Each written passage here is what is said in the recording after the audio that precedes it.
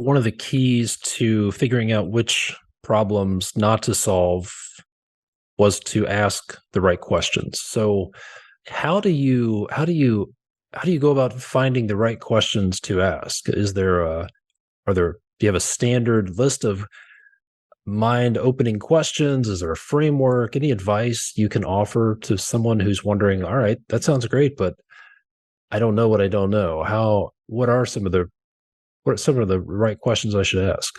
Yeah, absolutely. And I think it depends on a case by case basis of what the problem you're asking. It may not be a physical problem, let's say, but if we just relate it to something tangible, if we anchor it to sort of the physical world and the product, the business we're in and the business that your listeners are in, let's say, coming back to any part of that and say, you look at the kitchen and just start with why.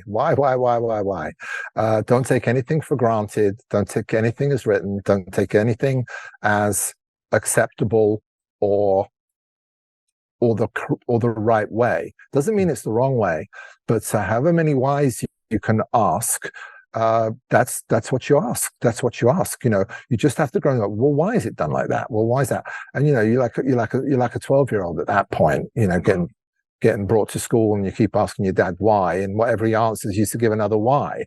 But that's the level that we go to. So just ask why. Why are we doing it this way? Why is that done that way? Why is there a screw in that? Why is that piece there? And the flip side of that coin is, what's this being used for? Well, why is it being used for that? What's it being used for? So ask why, and then what's it being used for? And those can be tow lines for really, I think, any problem, whether it's physical, digital, emotional, doesn't matter. I like that. I really like that. Why are we doing this? What's it being used for? Why is this here? What do we need this for? And sometimes I think there's the curse of knowledge. Someone's been around for years or decades doing something.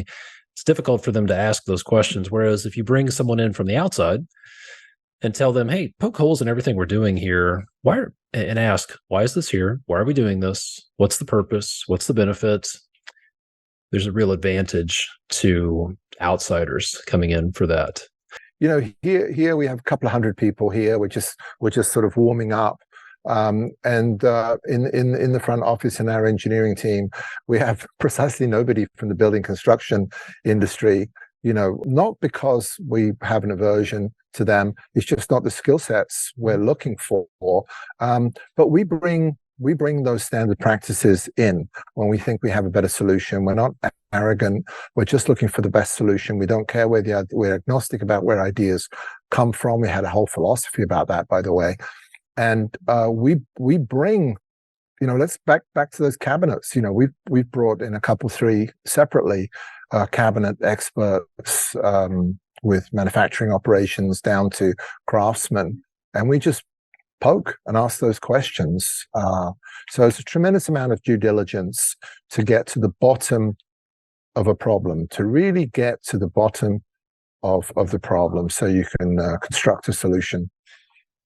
Yeah, I think there's a quote floating around the internet about some famous historical figure. If he had an hour to chop down a tree, he would spend 50 minutes sharpening the axe. And another one, maybe Einstein, said if he had 6 hours to solve a problem, he would spend most of the time clearly identifying the problem. What is the problem that we're trying to solve here? So great advice. I like that.